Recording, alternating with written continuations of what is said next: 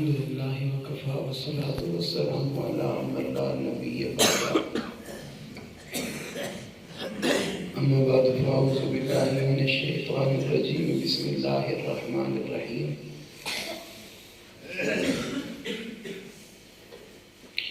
ثانی اثنین اذ ہما فی الغار اذ یقول لصاحبہ لا تحزن ان اللہ معنا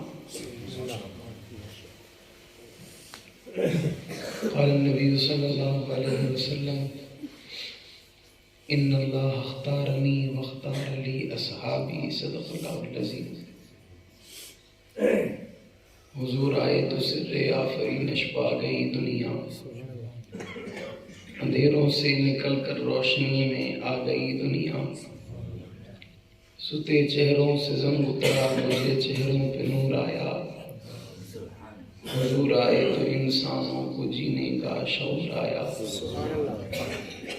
لاکھوں سلام اس آقا پر بتلاکھوں جس نے توڑ دیے، دنیا کو دیا پیغام سکون طوفانوں کے رخ موڑ دیے، اس محسن انسان نے کیا کیا نہ دیا انسانوں کو، دستور دیا منشور دیا کئی راہیں دی کئی موڑ دیے، محمد کی غلامی دین حق کی شرط اول ہے، اگر ہو اس میں کچھ خامی تو سب کچھ نامکمل ہے، اگر جنت میں جانے کا ارادہ ہو تمامی کا، گلے میں ڈال لو توق محمد کی غلامی کا،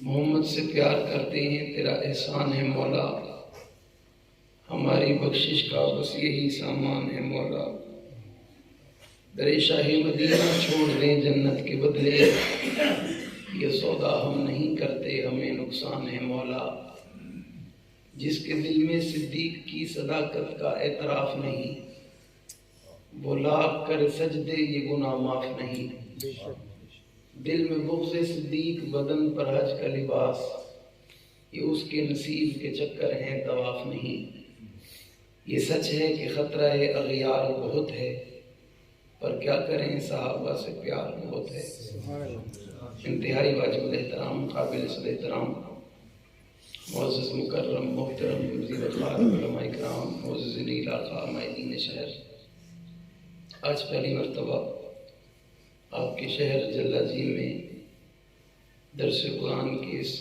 عظیم موقع پر آپ سے مخاطب ہونے کی سعادت حاصل کر رہا ہوں، دعا ہے خلاق عالم مجھ ناچیز کو حق سچ کہنے کی توفیق عطا فرمائے، اس پر سب سے پہلے مجھے بعد میں ہم سب کو عمل پیرا ہونے کی توفیق عطا فرمائے۔ حضرت قاری صاحب کی محبت تھی، اور بلکہ سب سے پہلے کہ رات ہم نے یہاں آنا نہیں تھا، کہیں اور جانا تھا، یہ کچھ مخلص دوستوں کی دعائیں ہمیں یہاں کھینچ لائی، اور جب کھینچ لائیں تو پھر قاضی صاحب نے کہا اس موقع کو ضائع نہ کیا جائے، تو پھر انہوں نے یہ درس قرآن کی ترتیب بنا لی، یہ آپ سے ملاقات کا بہانہ تھا۔ اصل میں درس قرآن ہمیں کیا آتا ہے، ہمیں صرف ایک بات آتی ہے، اور وہ بات یہ ہے کہ صحابہ اسلام کی بنیاد ہیں، بے شک صحابہ اسلام کی بنیاد ہیں، اور جب کبھی کسی عمارت کی بنیاد کمزور ہو جاتی ہے پھر وہ عمارت کھڑے ہو سکتی نہیں، پھر وہ عمارت رہ سکتی نہیں، پھر وہ عمارت ٹک سکتی نہیں۔ ہر پڑھا لکھا عقل مند باشعور انسان اس بات کو جانتا ہے کہ کچی بنیادوں پر بڑی عمارتیں نہیں کھڑی کی جاتی، بلکہ پکی بنیادوں پر بڑی عمارتیں کھڑی کی جاتی ہیں۔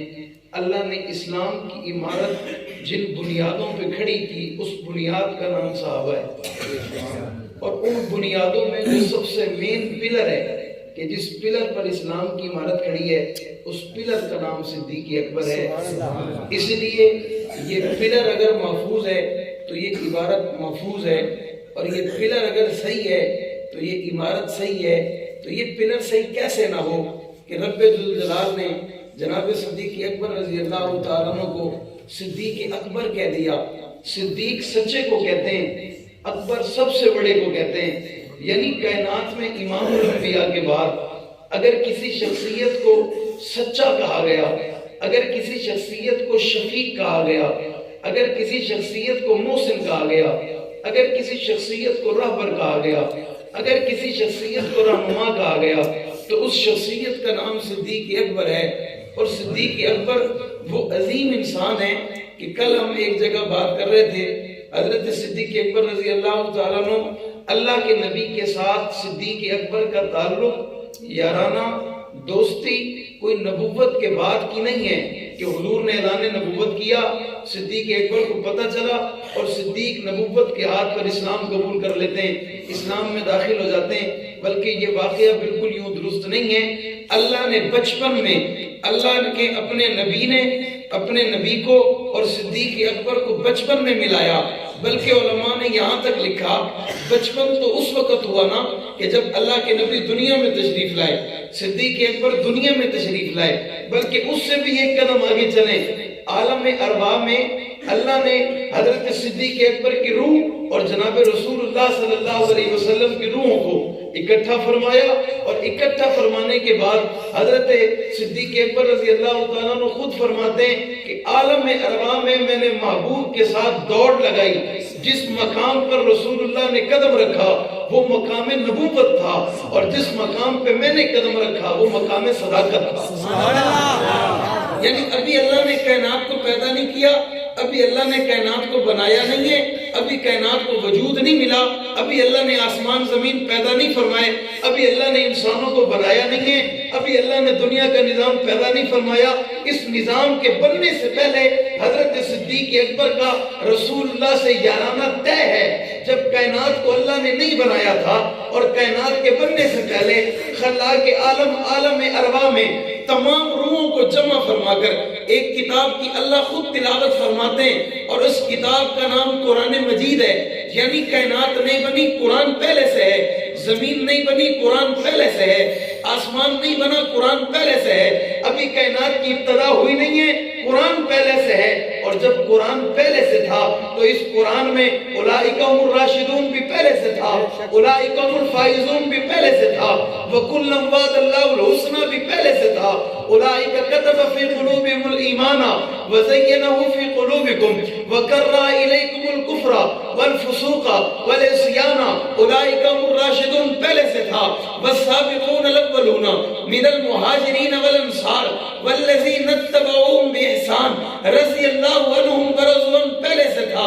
یعنی کائنات کے بننے سے پہلے جب صحابہ کی عظمت کی بات تھی، کائنات کے وجود سے پہلے صحابہ کے مقام کی بات تھی، کائنات کے وجود سے پہلے صحابہ کی طہارت کی بات تھی، کائنات کے وجود سے پہلے صحابہ کی عفت کی بات تھی، کائنات کے وجود سے پہلے صحابہ کے دفاع کی بات تھی، کائنات کے وجود سے پہلے صحابہ کی شان کی بات تھی، کائنات کے وجود سے پہلے صحابہ کے رتبے کی بات تھی۔ جب اللہ نے ساری کائنات کو نہیں بنایا اور صحابہ کی بات تھی تو اس قرآن میں اللہ نے یاسین بھی کہا نا، اس قرآن میں اللہ نے یا ایھا المزمل بھی کہا نا، اس قرآن میں اللہ یا ایھا المدثر بھی کہتے ہیں نا، اس قرآن میں وما ارسلناک الا رحمۃ للعالمین بھی تھا نا، اس قرآن میں انا ارسلناک شاہدا ومبشرا ونذیرا وداعیا الی اللہ باذنہ وسراجا منیرا بھی ہوگا نا، اس قرآن میں یا ایھا النبی بھی موجود ہوگا نا۔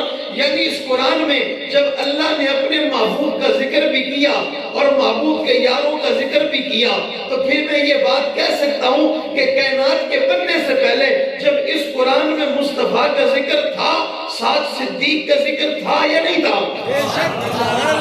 تھا یا نہیں تھا؟ ابھی کائنات تو نہیں بنی نا، ابھی کائنات کا نظام نہیں بنا، پھر اللہ نے کائنات کو بنانا تھا، کائنات میں پھر اللہ نے جناب آدم کو بھیجنا تھا، جناب نوح کو بھیجنا تھا، جناب یحییٰ کو بھیجنا تھا، جناب صالح کو بھیجنا تھا، جناب زکریا کو بھیجنا تھا، جناب لوط کو بھیجنا تھا، جناب یعقوب کو بھیجنا تھا، جناب یوسف کو بھیجنا تھا، جناب یونس کو بھیجنا تھا۔ اللہ نے کائنات میں 1.25 لاکھ پیغمبروں کو بنا کر بھیجنا تھا نا، پھر ان پیغمبروں کی امت کو بھی بنانا تھا نا، پھر ان پیغمبروں کی امت کے بعد اللہ نے کائنات میں آخری نبی بھی بھیجنا تھا نا، کہ جس نبی کے لیے میں اور آپ کہتے ہیں کہ وہ نبی بڑی عظمت والے، بڑی شان والے، بڑے مقام والے، بڑے رتبے والے، بڑی خوبیوں والے، بڑے اوصاف والے، بلکہ ایک جملہ میں اپنی طرف سے نہیں اپنے اکابر علماء کی ترجمانی کرتے ہوئے ان کا جملہ دہرانے لگا ہوں کہ میرے اکابر نے اپنی کتابوں میں لکھا اور اپنے وعظ اور خطبات میں اس بات کو درج کیا کہ اللہ نے سارے پیغمبروں کو جمع فرمایا اور جمع فرمانے فرمانے کے بعد جو اللہ نے ایک ایک شان اور ذات اور مقام اور رتبہ اللہ نے ایک ایک پیغمبر کو دی تھی، ان تمام رتبوں کو اللہ نے جمع فرمایا، تمام عظمتوں کو جمع فرمایا، تمام شانوں کو جمع فرمایا، تمام رتبوں کو جمع فرمایا، تمام عظمتوں کو جمع فرمایا، اور جمع فرمانے کے بعد اللہ نے سارے کمالات جس مصطفیٰ میں جمع فرمائے اس مصطفیٰ کو محمد مصطفیٰ کہتے ہیں، یعنی ساری کائنات کے پیغمبر اللہ نے بھیجا تو آخر میں، لیکن مقام اور مرتبہ اور رتبہ یہ ہے کہ معراج والی رات اللہ نے مسجد اقصی میں تمام نبیوں کو جمع فرمایا، اور جمع فرمانے کے بعد انتظار میں کھڑا فرما دیا۔ کھڑا فرمانے کے بعد اللہ کے نبی تشریف لائے۔ سوال اتنا پیدا ہوتا ہے، جناب آدم کائنات کے سب سے بڑے انسان، سب سے بڑے پیغمبر، سب سے بڑے نبی، سب سے بڑے رسول، بلکہ ساری کائنات میں جتنے آنے والے مسلمان، ان تمام مسلمانوں کے بابا جناب آدم پہلے انسان، کائنات کی ابتدا ان سے ہے، لیکن جناب آدم سے کہو نا کہ آج کے دن مصلی پہ کھڑے ہو کر نماز تو پڑھائیں۔ جناب آدم کہتے ہیں نہیں، میرے لیے حکم نہیں ہے۔ جناب ابراہیم آپ تو اللہ کے خلیل ہیں، آپ مصلی پہ کھڑے ہو کر نماز پڑھائیں نا، کہتے ہیں میرے لیے حکم نہیں ہے۔ جناب موسیٰ آپ تو کلیم ہیں، آپ مصلی پہ کھڑے ہونا نماز پڑھائیں، کہتے ہیں میرے لیے حکم نہیں ہے۔ پوچھنا صرف اتنا چاہتا ہوں، آج انتظار کس کا کیا جا رہا ہے؟ تو کہنے والے پیغمبر کہتے ہیں آج وہ آنے والے ہیں کہ جو آئے آخر میں ہے لیکن مقام سب سے بڑا ہے، انہیں شفیع المذنبین کہتے ہیں، رات العاشقین کہتے ہیں، امام المرسلین کہتے ہیں،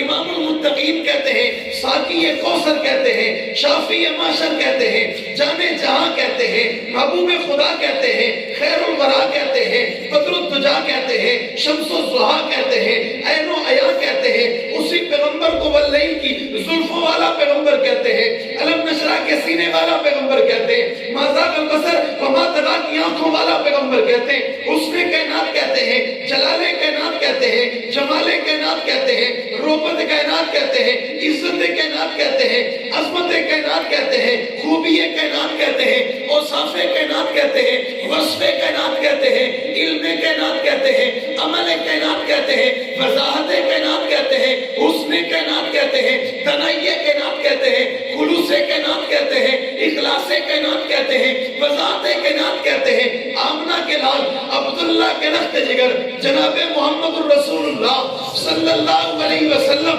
آئے بعد میں، اس جماعت میں بھی بعد میں پہنچے، لیکن مصلی پہ کھڑے ہو کر نماز پڑھانے لگے ہیں۔ ربا اس کی وجہ کیا ہے؟ فرمایا یہ وہ پیغمبر ہے کہ جس کے لیے اللہ کا قرآن کہتا ہے ما کان محمد ابا احد من رجالکم ولکن رسول اللہ وخاتم النبیین، کہ یہ میرا آخری نبی ہے، یہ میرا آخری رسول ہے، یہ میرا آخری پیغمبر ہے۔ آپ کے پنجاب کے بہت بڑے خطیب، بہت بڑے مناظر، بہت بڑے اللہ والے، مناظر اہل سنت، امام اہل سنت علامہ عبدالستار توسوی رحمت اللہ علیہ جب اس جملے پہ پہنچتے کہ اللہ کے نبی کائنات کے آخری نبی ہیں تو دلیل کے طور پہ ایک جملہ ارشاد فرماتے، وہ کہا کرتے تھے دنیا کے لوگوں جب اللہ نے مصطفیٰ کو بنایا اور بنا کر دنیا میں بھیجا تو میرے محبوب نبوت کے دروازے کو تالا لگا کے آئے، اور جب حضور دنیا سے روانہ ہونے لگے صحابیت کے دروازے کو تالا لگا کے چلے گئے۔ بتانا صرف اتنا چاہتے ہیں کہ میرے بعد کوئی نبی بھی نہیں ہے اور میرے بعد کوئی صدیق بھی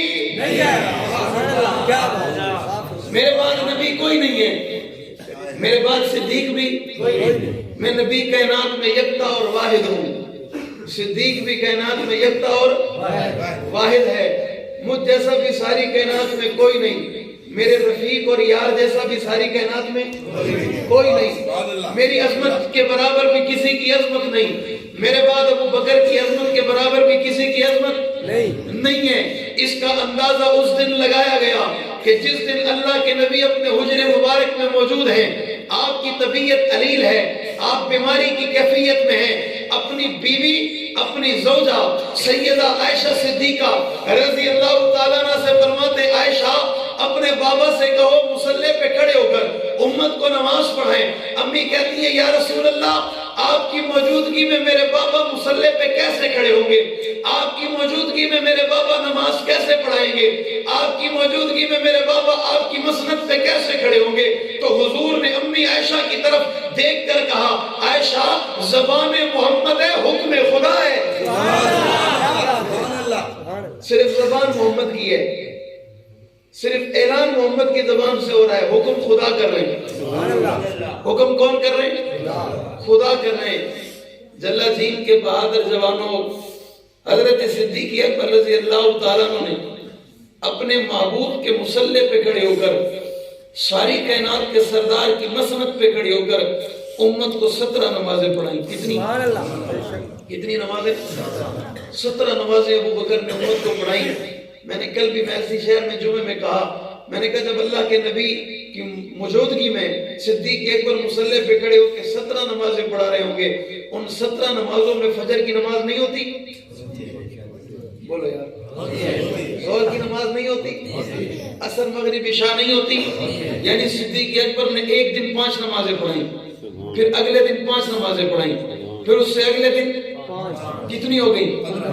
15 کے بعد پھر 2 اور نمازیں پڑھائیں، اور ان 17 نمازوں میں ایک نماز ایسی بھی ہے اللہ کے نبی کی طبیعت کچھ بہتر ہوئی، حضور اپنے حجرے مبارک سے تشریف لائے، صدیق مصلی پہ کھڑے ہیں، صدیق اکبر کو اندازہ ہوا میرے محبوب تشریف لے آئے، صدیق نے مصلی چھوڑ دیا، اللہ کے نبی آگے ہوئے، صدیق پیچھے کھڑے ہیں، باقی صحابہ صدیق کے پیچھے کھڑے ہیں۔ منظر کچھ یوں بن گیا کہ مصطفیٰ نے نماز ابو بکر کو پڑھائی، ابو بکر نے نماز صحابہ کو پڑھائی۔ پتہ چلا محمد امام صدیق کے ہیں اور صدیق امام ساری امت کا ہے۔ یہ فیصلہ کس کا ہے؟ فیصلہ کس کا ہے؟ اب اگر اللہ کے فیصلے پہ اعتراض ہو، کوئی اعتراض کرے، کوئی کہے میں اللہ کا فیصلہ نہیں مانتا، آپ کیا سمجھتے ہو ہم اسے مانیں؟ بات پرانی ہے، کافی عرصے کے بعد ہے، پر بات تو وہی ہے نا، بالکل بات تو نہیں بدل سکتی، عنوان تو نہیں بدل سکتا، آپ کا عقیدہ اور نظریہ تو نہیں بدل سکتا۔ کوئی ایسا ہو جو کہتا ہو کہ چلے جی تھوڑی اس کی بھی مان لی جائے، ایسا تو نہیں ہے، اس کی نہیں مان سکتے، کیوں؟ فیصلہ خدا نے کیا ہے۔ باتوں میں بات یاد آ گئی، ایک شخص نے حضرت سیدنا فاروق اعظم رضی اللہ تعالیٰ عنہ کا نام زمین پہ لکھا۔ کہاں لکھا؟ زمین پہ لکھا، اور لکھ کر اس نام پر نعوذ باللہ نقل کفر نباشت، اس نام پر جوتی مارنے لگا۔ کیا مارنے لگا؟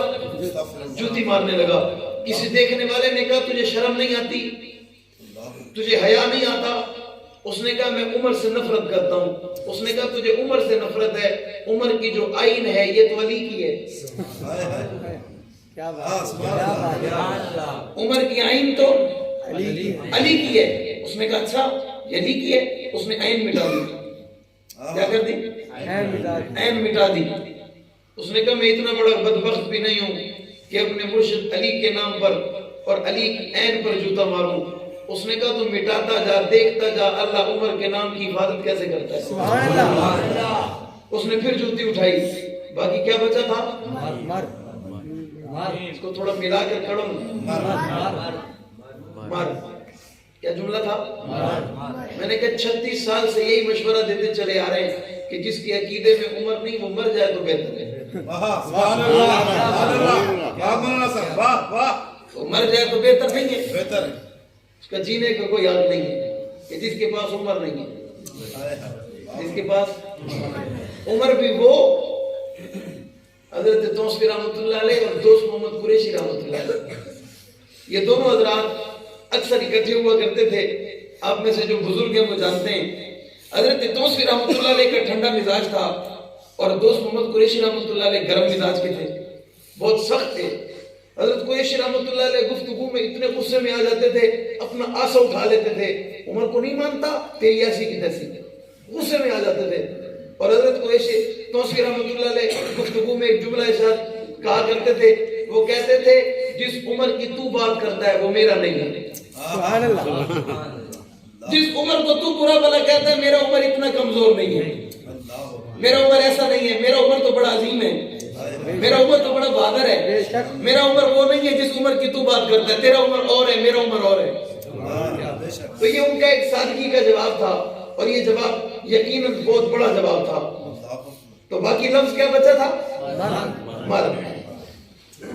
پھر اس نے جوتی اٹھائی، اس نے کہا میں نے اپنے کانوں سے کئی مرتبہ سنا لوگ تجھے کافر کہتے ہیں، اس کی یہی وجہ ہے کہ تجھے عمر کی عین میں علی تو نظر آتے ہیں، عمر کی میم میں محمد نظر نہیں آتے، عمر کی میم میں تجھے محمد نظر نہیں آتے۔ اس نے کہا اچھا یہ محمد کا نام ہے؟ اس نے کہا محمد کا ہے۔ اس نے میم مٹا دی، باقی کیا بچا؟ کیا بچا؟ را بچ گیا۔ اس نے پھر جوتی اٹھائی تو کہنے والے نے کہا نا کہ حق نواز صحیح کہتا تھا، حق نواز صحیح کہتا تھا کہ تو باقی میں کائنات کا سب سے بڑا کافر ہے۔ اس نے کہا وہ کیسے؟ اس نے کہا تجھے عمر کی عین میں علی نظر آ گیا، عمر کی میم میں محمد نظر آئے، تجھے عمر کی راہ میں رب نظر نہیں آتے؟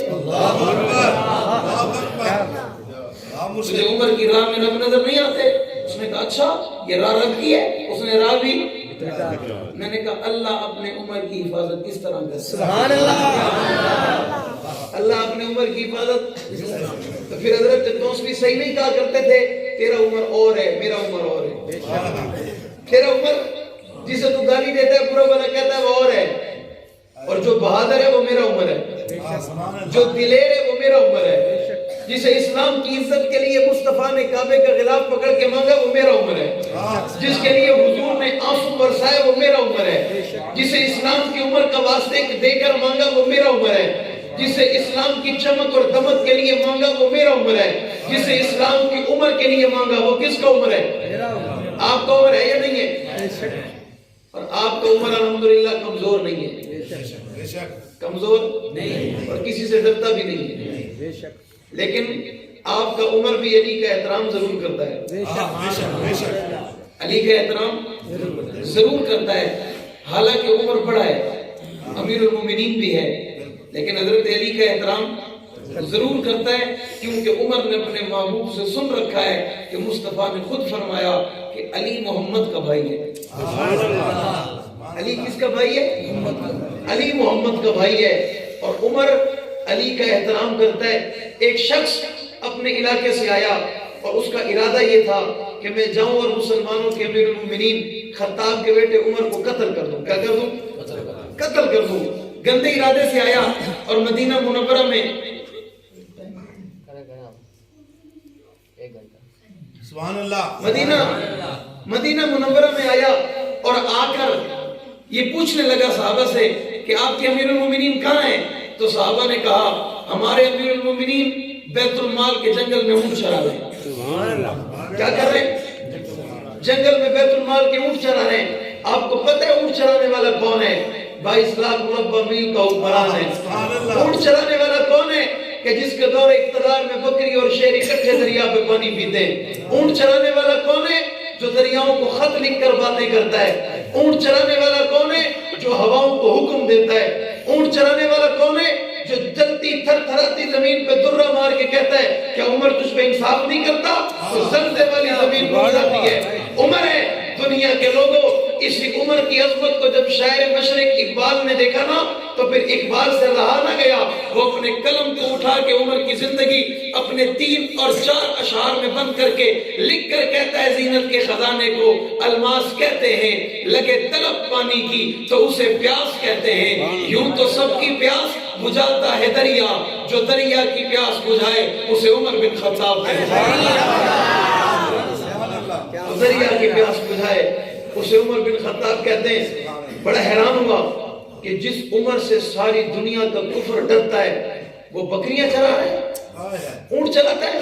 یہ جنگل گیا، عمر کو دیکھا، عمر کے ہاتھ میں لکڑی ہے اور اونٹوں کو ہانک رہے ہیں، اونٹوں کو چرا رہے ہیں، اونٹوں کی رکھوالی کر رہے ہیں۔ اس نے دیکھا جنگل میں ہر طرف دھوپ ہی دھوپ ہے، ایک سایہ دار درخت ہے۔ اس نے سوچا جب عمر تھکے گا تو اس درخت کے نیچے آ کر آرام کرے گا۔ یہ موقع دیکھ کر درخت پہ چڑھ گیا اور چڑھ جانے کے بعد انتظار میں بیٹھا، جب عمر آ کے سو جائے گا میں عمر پہ حملہ کروں گا، عمر کو شہید کروں گا، اپنے بادشاہ کو خوشخبری دوں گا کہ امت کے سب سے بڑے راہبر، محسن اور مہربان، ساری کائنات کے کافر جس کا نام سن کے لرزتے، اس عمر کو میں اکیلا قتل کر کے آ گیا۔ اس نے یہ سوچا، یہ درخت پہ چڑھ گیا۔ حضرت عمر اونٹ چراتے چراتے تھک گئے، تھکنے کے بعد عمر آئے، اس درخت کے نیچے آ کر آپ نے ایک پتھر لیا، اپنے سر کے نیچے رکھا اور آرام کرنے کے لیے آرام کی نیت سے عمر سو گئے۔ عمر کو نیند آ گئی۔ جلاجین کے بزرگوں، خطاب کا بیٹا سو گیا۔ یہ وہی خطاب کا بیٹا ہے نا جسے بچپن میں بکریاں چرانا نہیں آتی تھی، اونٹ چرانا نہیں آتے تھے، یہ بکریاں اونٹ چرا کے گھر آتا تھا، بابا بھی ڈانٹتا تھا، خاندان والے بھی ڈانٹتے تھے، یہ جو بکریاں نہیں چرا سکتا یہ بڑا ہو کر کیا کرے گا، جو اونٹ نہیں چرا سکتا یہ بڑا ہو کر کیا کرے گا۔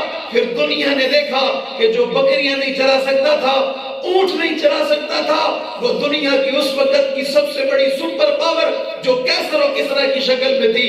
عمر اپنی فوجوں کو بھیجتا ہے اور بھیجنے کے بعد انہیں پیغام دیتا ہے، ہم تم سے لڑنا نہیں چاہتے، ہم تم سے جنگ نہیں چاہتے، اگر تم جنگ کرنا چاہتے ہو عمر کے صحابہ، عمر کے ماننے والے جنگ کے لیے بھی تیار ہیں، لیکن جنگ کا ارادہ نہیں ہے، ہم بیت المقدس پہ قبضہ کرنا چاہتے ہیں۔ تو اس وقت کے یہودیوں نے اس سے پوچھا کہ تمہارا امیر المومنین کون ہے؟ انہوں نے کہا اس کا نام عمر ہے۔ کہا بابا کا نام بتاؤ؟ کہا بابا کا نام خطاب ہے۔ اس کی کوئی نشانی بتاؤ؟ تو انہوں نے نشانیاں بتائیں۔ جب انہوں نے نشانیاں بتائیں تو اس وقت کے یہودیوں کی آنکھوں سے آنسو نکل آئے، چیخ کر کہنے لگے یہ وہی ہے کہ جس کا تذکرہ تورات، زبور اور انجیل میں ہے۔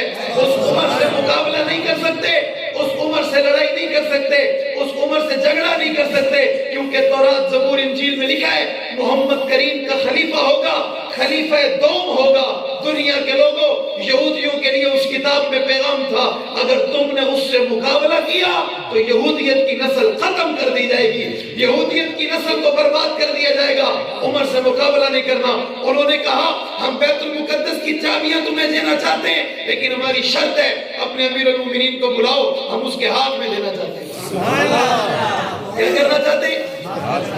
اس کے ہاتھ میں چابیاں دینا چاہتے ہیں۔ صحابہ نے خط لکھا، امیر المومنین نے مدینہ منورہ سے سفر شروع کیا، ایک غلام ساتھ ہے، ایک عمر ہے، ایک سواری ہے، انداز بڑا خوبصورت ہے، آنے کا طریقہ بڑا خوبصورت ہے، کچھ راستہ عمر پیدل چلتا ہے، کچھ راستہ غلام سواری پہ بیٹھتا ہے، کچھ راستہ غلام پیدل چلتا ہے، عمر سواری پہ بیٹھتا ہے۔ یہ عدل انصاف کس نے سکھایا؟ تربیت جو مصطفیٰ نے کی ہے۔ سبحان اللہ۔ یہ انصاف کس نے سکھایا؟ کسی نے کہا ہوگا نا آپ امیر المومنین ہو، آپ سارا راستہ سواری پہ بیٹھو، آپ سے پوچھنے والا کوئی نہیں ہے، تو اس وقت خطاب کے بیٹے نے جواب میں کہا ہوگا یقیناً مجھ سے پوچھنے والا دنیا میں کوئی نہیں ہے، لیکن عمر سے خدا تو پوچھ سکتا ہے نا، خدا تو سوال کر سکتا ہے۔ اور عمر خدا کے سوال سے بہت ڈرتا ہے، کیونکہ عمر کو پتا ہے عمر دنیا کے تمام سوالوں کا جواب دے سکتا ہے، عمر اپنے رب کے سوالوں کا جواب نہیں دے سکتا۔ عمر اپنے رب کے سوالوں کا جواب نہیں دے سکتا۔ حضرت امیر المومنین حضرت فاروق اعظم نے سفر شروع کیا اور منظر کچھ یوں بن گیا، جب بیت المقدس قریب آیا تو غلام کا نمبر تھا سواری پہ بیٹھنے کا، آقا کا نمبر تھا پیدل چلنے کا۔ غلام نے ضد کی، منت کی، پاؤں پکڑ لیے، اس نے کہا آپ میرے آقا ہو، آپ میرے سردار ہو، میں آپ کی آپ کے بیت المقدس کے پہنچنے وقت جب ساری دنیا کی یہودیت کٹھی ہو، میں آپ کو سواری پہ پیدل چلنے کی اجازت نہیں دے سکتا، یہ میں اپنا حق آپ کو دیتا ہوں، آپ سواری پہ بیٹھو۔ تو عمر کی آنکھوں سے آنسو نکل آئے۔ عمر نے کہا یہ انصاف مجھے مصطفیٰ نے سکھایا۔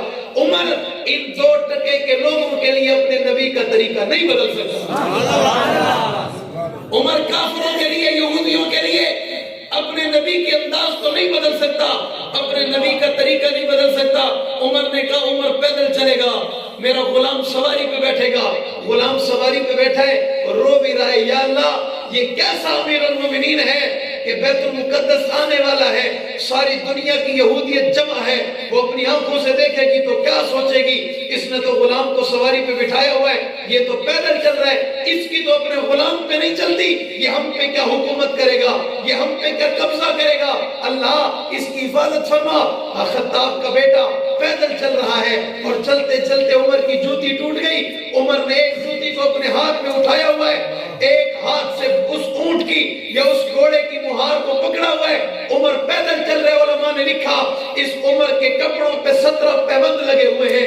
یہودیت کی نظر پڑی, دیکھنے والوں کی چیخ نکل گئی. انہوں نے کہا یہ کون ہے؟ کہنے والوں نے کہا یہ 22 لاکھ مربع میل کا حکمران خطاب کا بیٹا فاروق اعظم ہے. انہوں نے کہا ہم اس کی جانچ پڑتال کرنا چاہتے ہیں. انہوں نے کہا کیسے کرو گے؟ انہوں نے کہا ہم اس کے کپڑے دیکھنا چاہتے ہیں کہ ہماری کتاب میں جو لکھا ہے اس کے کپڑے واقعی اتنی جگہ سے پھٹے ہوئے ہیں یا نہیں پھٹے ہوئے. انہوں نے عمر کے کپڑوں کو دیکھا, وہ کپڑے 17 جگہ سے پھٹے ہوئے اور سلے ہوئے تھے. انہوں نے اپنی کتابوں کو بند کیا, بیت المقدس کی چابیاں عمر کے ہاتھ پہ رکھ دی. انہوں نے کہا عمر تجھ سے مقابلہ کوئی نہیں کر سکتا. اور اس وقت کے یہودیوں نے کہا تھا اگر روئے زمین پہ اللہ ایک اور عمر پیدا کر دیتا دنیا میں کفر کا نام ختم ہو جاتا. اور روئے زمین پہ اللہ اگر ایک اور عمر پیدا کر دیتا تو اسلام کا نام ہی دنیا میں ہوتا, کفر کا نام مٹ جاتا. دنیا کے لوگوں یہ فاروق اعظم ہے, رات کی تاریکی میں گلیوں میں پہرا دے رہا ہے. ایک گھر میں ایک ماں اپنی بیٹی سے باتیں کر رہی ہے اور بات کرنے کا انداز تکلم یہ ہے آج بکری نے دودھ کم دیا ہے. ماں کہتی ہے بیٹا اس میں پانی ملاؤ. جسے بیچنے اسے کیا پتا, وہ اپنے گھر میں سو رہا ہوگا. آج پانی ملا دو کوئی مسئلہ نہیں ہے, روزانہ تو خالص دیتے ہیں نا, آج تھوڑا سا پانی مل جائے گا تو کیا ہوگا. بچی کہتی ہے امی جان عمر کو پتہ چل جائے گا. امی کہتی ہے بیٹا عمر اپنے گھر میں سو رہا ہوگا, عمر آرام کر رہا ہوگا, عمر کو کیا پتا اس گھر میں کیا ہو رہا ہے.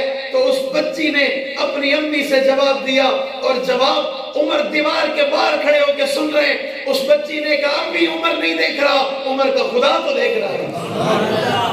عمر تو نہیں دیکھ رہا, عمر کا خدا تو دیکھ رہا ہے. حضرت عمر کی آنکھوں سے آنسو نکلے, یہ اپنے گھر کی طرف واپس جا رہے ہیں اور اپنی انگلیوں پہ ورد کرتے ہوئے جا رہے ہیں. عمر نہیں دیکھ رہا, عمر کا خدا دیکھ رہا ہے. عمر نہیں دیکھ رہا, عمر کا خدا دیکھ رہا ہے. عمر نہیں دیکھ رہا, عمر کا خدا دیکھ رہا ہے. عمر نہیں دیکھ رہا, عمر کا خدا دیکھ رہا ہے. رات گزر گئی, صبح عمر اس دروازے پہ پہنچے, دستک دی.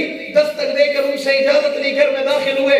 اس ماں سے کہا میں خطاب کا بیٹا عمر, مسلمانوں کا امیر المومنین, تیری بچی کا رشتہ اپنے بیٹے کے لیے لینے آیا ہوں.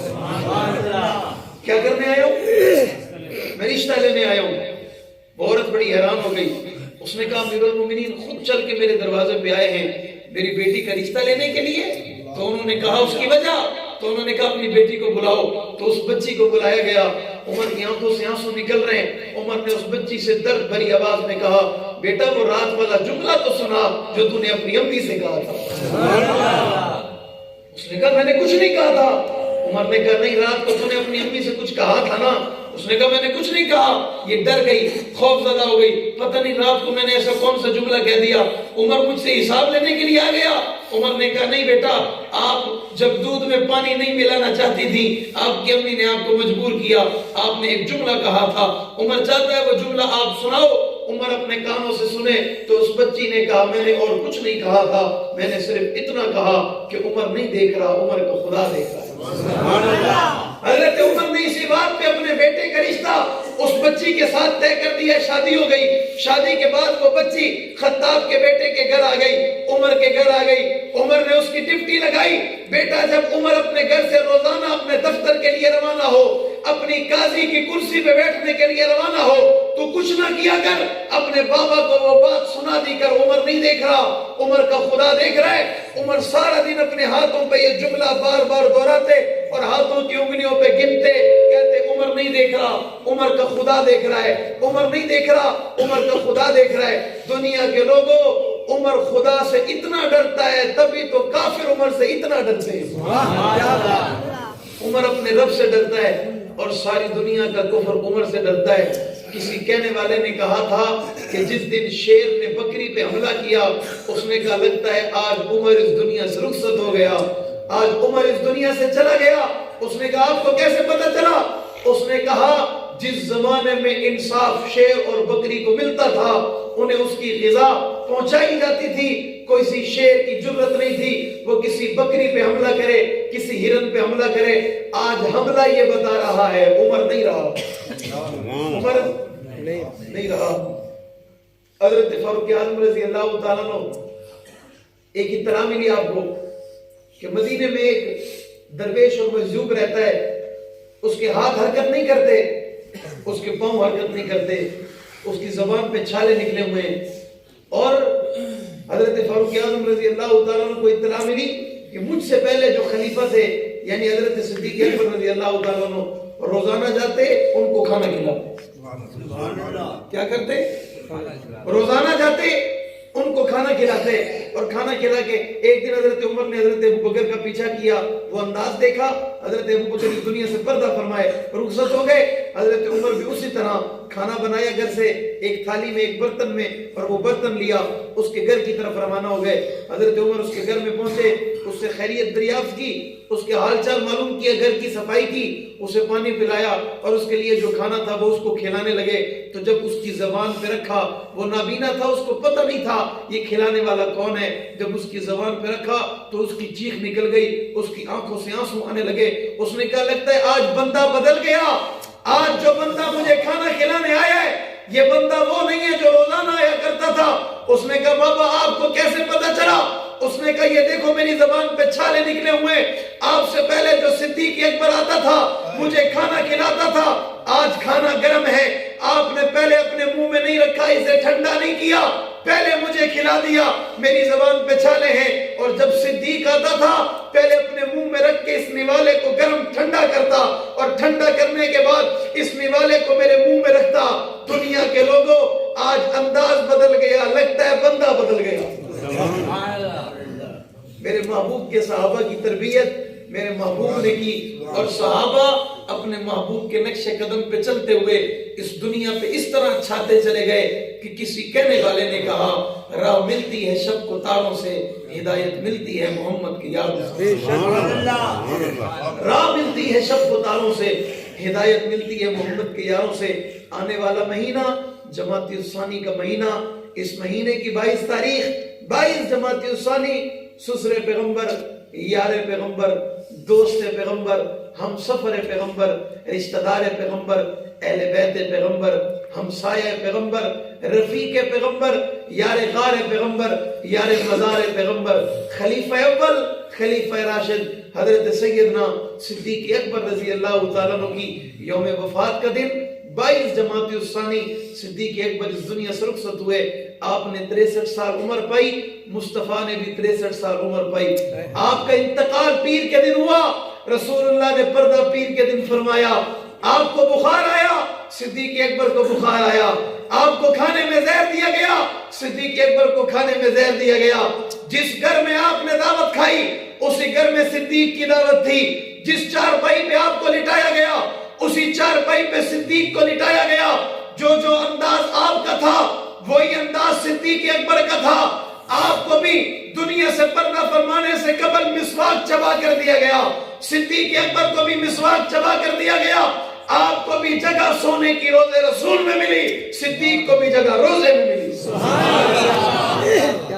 اور صدیق اس جگہ کتنی فخر سے سویا ہوگا نا کہ صدیق کو پتا ہوگا یہ روزہ میری بیٹی کا گھر ہے، یہ روزہ میری بیٹی کا گھر ہے۔ دنیا کے لوگوں، ہم دنیا کے اس طبقے سے مخاطب ہو کے کہتے ہیں، جو کہتا ہے ہم اس کو نہیں مانتے، ہم فلاں کو نہیں مانتے، ہم اس کو نہیں مانتے۔ میں نے کہا تو اپنے ایمان پہ غور کر، اپنے نظریے عقیدے پہ غور کر، تو جب ان کو نہیں مانتا تو تجھے مانتا کون ہے؟ بالکل کیا بات، تو ان کو نہیں مانتا تجھے مانتا کون ہے؟ اور تو ان کو نہیں مانتا جن کو کائنات مانتی ہے۔ تو اپنا دیکھ تجھے کون مانتا ہے؟ تجھے تو خاندان والے نہیں مانتے، صدیق اکبر کو ساری امت مانتی ہے۔ مانتی ہے نہیں مانتی؟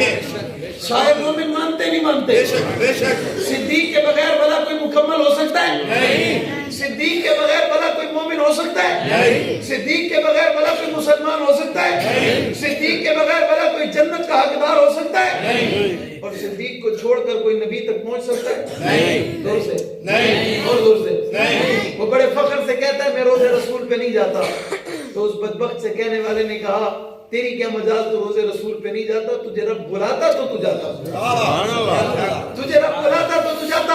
وہ کہتا ہے میں روزے پہ اس لیے نہیں جاتا، محبوب کے ساتھ ابو بکر و عمر ہیں، مجھے اچھے نہیں لگتے۔ میں نے کہا اللہ کا کرم ہے، وہ تجھے اچھے نہیں لگتے، رب کو تو اچھا نہیں لگتا۔ وہ تجھے اچھے نہیں لگتے، رب کو تو اچھا نہیں لگتا، اس لیے اللہ تجھے روزے پہ جانے کی اجازت نہیں دیتا۔ اللہ جس سے محبت کرتے ہیں اسے عمرے کی توفیق دیتے ہیں، حج کی توفیق دیتے ہیں، اور مسلمان دور دراز کا سفر کر کے جب وہ روزے پہ پہنچتا ہے نا، ایسا لگتا ہے کسی بے سہارے کو سہارے نے گلے سے لگا لیا، ایسا لگتا ہے جیسے کسی یتیم کو کسی نے سینے سے لگا لیا ہو، ایسا لگتا ہے جیسے کسی معذور، جیسے کسی بے سہارا کے سر پہ کسی نے سہارا دے دیا ہو، ایسا لگتا ہے کہ ماں نے بیٹے کو سینے سے لگا لیا ہو۔ میں نے کہا یہاں آتا وہ ہے جسے اپنے شناختی کارڈ کا علم ہوتا ہے، یہاں آتا وہ ہے جسے اپنے ابو کا پتہ ہوتا ہے۔ ہر بندہ آتا، ہر بندہ آتا، ہر بندے کو رب بلاتا نہیں ہے۔ یہ اعزاز ان کا ہے کہ جن کے سینے میں صحابہ ہیں، جن کے عقیدے میں صحابہ ہیں، جن کے نظریے میں صحابہ ہیں، جن کی سوچ میں صحابہ ہیں، جن کی فکر میں صحابہ ہیں، جن کی زبانوں پہ ذکر صحابہ ہے، اور جن کی یہ خواہش ربا، یہ زندگی آپ نے دی ہے، اگر یہ زندگی صحابہ کی مدح میں، صحابہ کی عظمت میں قربان کرنے کا موقع ملے تو مسلمان ایک لمحے بھی پیچھے ہٹنے کو تیار نہیں ہے، ایک لمحے بھی پیچھے ہٹنے کو تیار نہیں ہے۔ ہمارا عزم ہے، ہم اپنی جان دے سکتے ہیں، ہم ہتھ کڑی بیڑی پہن سکتے ہیں، لیکن صدیق کے دروازے کی پہرے داری نہیں چھوڑ سکتے۔ یہ سبق ہمیں جنگ میں سونے والے امیر عظیم امام سنی انقلاب مجدد وقت حضرت اقدس حضرت مولانا علامہ اقنواس جنگلی شہید رحمت اللہ علیہ نے یہ سبق دیا، اور جاتے جاتے مرد کلندر دنیا کو سمجھا کر چلا گیا، فنا فی اللہ کی تہ میں بقا کا راز مثمر ہے، اسے مرنا نہیں آتا، اسے جینا نہیں آتا، موت کا وقت مقرر ہے، اپنے وقت سے پہلے کبھی کسی کو نہیں آئی، اپنے وقت سے پہلے آپ کو بھی نہیں آئے گی، اپنے وقت پہ آئے گی، مجھے بھی اپنے وقت پہ آئے گی۔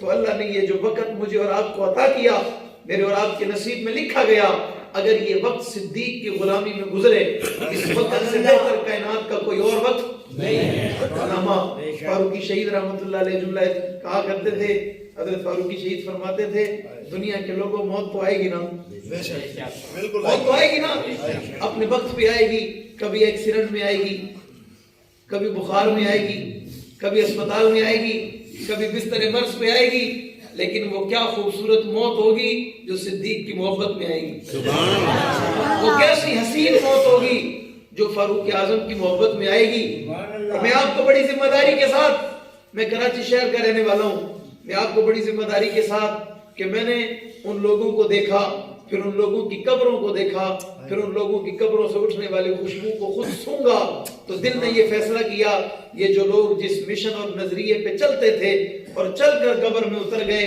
یہ لوگ ناکام نہیں ہیں، کامیاب ہیں۔ یہ لوگ کون ہیں؟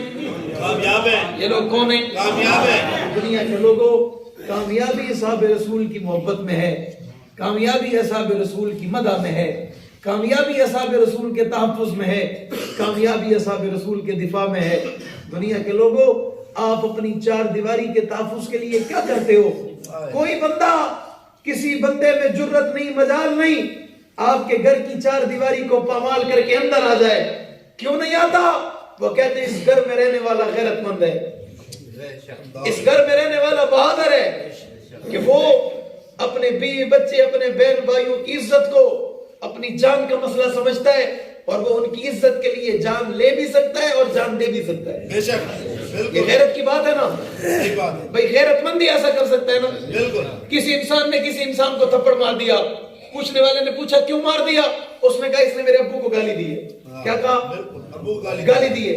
ایک شخص نے ایک شخص کو کلاڑی مار دی، چاقو مار دیا، ایک نے گولی مار دی، کیوں ماری؟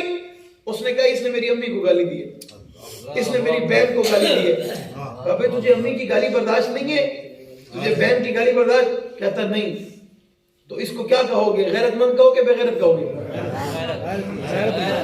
جو اپنی امی کے نام پہ غیرت کرے غیرت مند ہے، اپنے ابو کے نام پہ غیرت کرے غیرت مند ہے، اور جو صدیق کے نام پہ غیرت کرے غیرت مند نہیں ہے۔ جو صدیق اکبر کے نام پہ غیرت کرے، صدیق کی بیٹی عائشہ کے نام پہ غیرت کرے، وہ بے غیرت ہے؟ نہیں۔ وہ بے غیرت ہے؟ نہیں۔ اور دنیا کے لوگوں، ابو کے نام پہ غیرت کرنا غیرت کا مسئلہ ہے، عائشہ کے نام پہ غیرت کرنا ایمان کا مسئلہ ہے. ہاں بالکل. کس کا مسئلہ ہے؟ کس کا مسئلہ ہے؟ ایمان کا مسئلہ ہے. آپ نے معاشرے میں دیکھا ہوگا کوئی کسی کو برے لفظ کہے نا، گالی دے، بری بات کرے، تو اگلا بندہ خاموش ہو، کہتے ہیں یار یہ بڑا بغیرت آدمی ہے، یہ اس کو کچھ نہیں کہتا، اس کو روکتا نہیں ہے، اس کو سمجھاتا نہیں ہے، یہ اسے گالی دے رہا ہے اور یہ خاموشی سے بیٹھا ہوا ہے. ایسا کہتے ہو نا؟ بالکل. آپ کیا کہتے ہو؟ کوئی شریعام صدیق اکبر کو برا بھلا کہے، اصحاب رسول کی توہین کرے، گستاخی کرے، امی عائشہ کو برا بھلا کہے، آپ کیا کہتے ہو؟ خاموشی سے بیٹھ جائیں؟ نہیں. چپ ہو جائیں؟ نہیں. کیوں؟ یہاں جو خاموش ہوگا نا اس کا ایمان باقی رہے گا؟ نہیں. اس کا ایمان بچے گا؟ نہیں. رب میدان محشر میں سوال کریں گے. میدان محشر میں صدیق اکبر سے سامنا ہوگا. اللہ. صدیق اکبر سوال کریں گے آپ کے پاس کیا نہیں تھا؟ اللہ اکبر. اللہ نے آپ کو جان دی تھی، جوانی دی تھی، وقت دیا تھا، مال دیا تھا، سب کچھ دیا تھا، دنیا کی ہر نعمت دی تھی، بس صرف تیرے پاس غیرت نہیں تھی. اللہ اکبر. میرے نام کا مسئلہ آتا تھا تو کہتا تھا مولوی کا مسئلہ ہے. اللہ. میرے نام کا مسئلہ آتا تھا تو کہتا تھا یہ تو سپاہ والوں کا مسئلہ ہے. میرے نام کا مسئلہ آتا تھا تو کہتا تھا یہ صحابہ کے غلاموں کا مسئلہ ہے، یہ ہمارا مسئلہ تو نہیں ہے.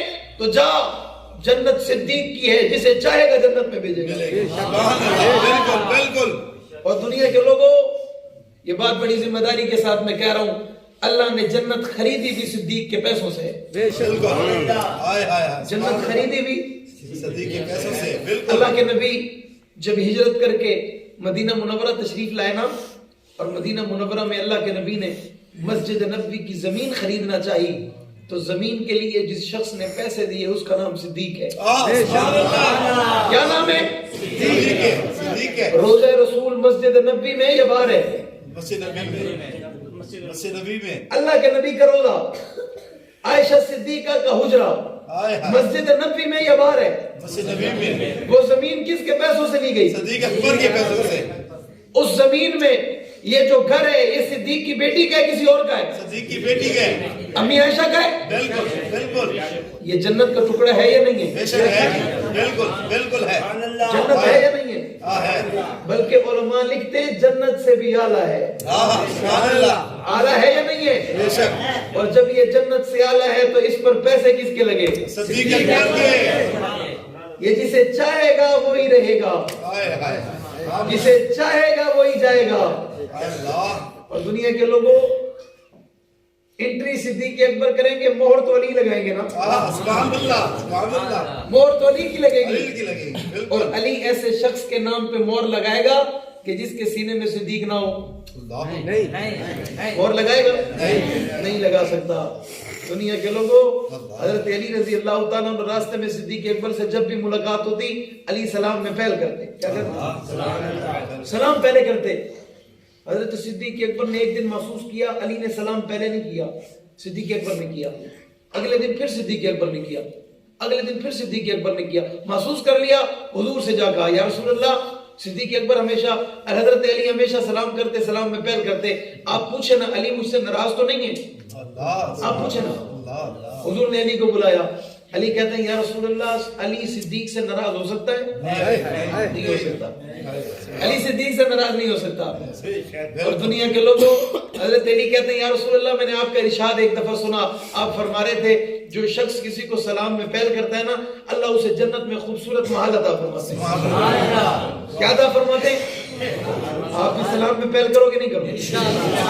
جو جسے سلام میں پہل کرتا ہے اللہ اسے جنت میں اعلیٰ بڑا خوبصورت سا محل عطا فرماتے ہیں. تو یا رسول اللہ، علی نے سوچا کہ صدیق پہل کرے سلام میں، علی کا جی چاہتا ہے یہ محل علی صدیق کو تحفے میں دے. کتنی محبت ہے، کتنا خیال ہے ایک دوسرے کا. اور محبت کا اندازہ اس دن دنیا نے لگایا تھا جب میری اور آپ کی ماں فاطمہ الزہرا کا جنازہ تھا. حضرت علی موجود تھے، صدیق اکبر موجود تھے. اس وقت صدیق اکبر صف میں کھڑے تھے. حضرت علی صدیق اکبر کا ہاتھ پکڑ کے کہتے ہیں صدیق اکبر آپ فاطمہ کا جنازہ پڑھائیں. حضرت علی کو صدیق اکبر جواب دیتے ہیں علی آپ کی زوجہ ہے، آپ کی گھر والی ہے، نبوت کی بیٹی ہے، آپ نبی کے بھائی ہو، نبی کے داماد بھی ہو، آپ کو یہ حق ہے، آپ کھڑے ہو کر جنازہ پڑھاؤ.